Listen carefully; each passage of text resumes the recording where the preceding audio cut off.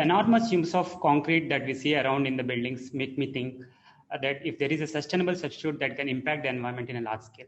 I am Kiran, representing the Mixed DFAB team. We are pitching with this idea, hoping to see a market transformation for low carbon concrete in place of traditional OPC based concrete, which is prevalent in the country for over a few decades now. The opportunity that we see is huge. The statistics show that at least 7.5 million housing being constructed in the next few years under PMAY are using concrete-based materials in the envelope.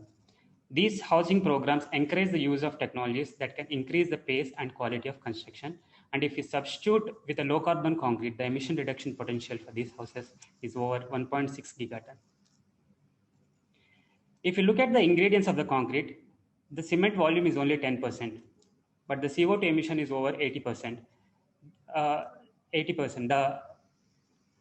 The reduction of this huge CO2 emission is possible in several ways. Cement processing in the industries have become efficient because of the PAT schemes initiated by the government. Secondly, there are innovative and supplementary cementitious materials and aggregates available now, which can replace the conventional OPC-based ones. With these, we can engineer the concrete mix depending on the structural requirements based on the regional and climate context. Using these interventions, we can reduce the carbon emissions by 50 to 60%.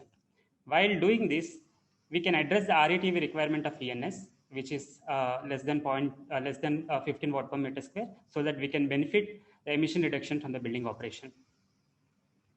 At first, a higher cost is expected as the value chain is still in the initial stage, which can be improved as the market is getting established. So far, we see the application of this technology for mostly non-structural applications. The technology is relatively new. Small-scale demonstrations have been carried out at the university level for structural applications. The technology is quite simple, helps construction productivity, safer and healthier construction environment. With the support of GBPN, we plan to approach R&D organizations like NCB, policy institutes like AEEE, and rating agencies like GRIHA, who can help us to reach out the key stakeholders to initiate and change the required momentum in the industry. So the multidisciplinary knowledge of this subject needs to be disseminated to various stakeholders involved in the construction for an inclusive approach so that the local bodies who involved in the execution of projects get benefited.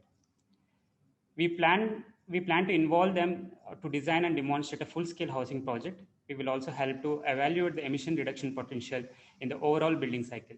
The core benefits are thermal comfort, energy savings, and climate resilience. To achieve this, we plan to first ask the local government to pilot these technologies with one of their housing projects, and we could offer our services during design, construction, operation stages. We would like to involve HUDCO and VMPTC to utilize their funding schemes under demonstration projects and viability gap funding. And in return, we could monitor the project performance, share the risk, success, and failures of the project. We also want to ask CPWD and BEE to endorse this demonstration so that it can help for quicker adaptation and change in SOR if required. We could even involve third-party assessors at this stage if required. With this pilot, by 2025, we can start seeing the overall CO2 reduction potential in the housing projects. And by 2030, it can multiply the impact at state level. And by 2040, it can be adopted by many other state governments and multifold the emission reduction by several times. By 2050, we want to see at least 10 million new housing constructions to adopt this technology and contribute to the global emission reduction.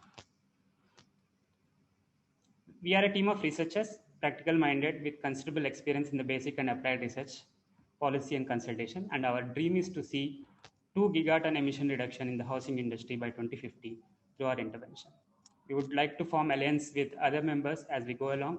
My colleagues from CPWD, Alma Mater, IITM, and NTU Singapore, AEEE and GBPN to achieve this goal.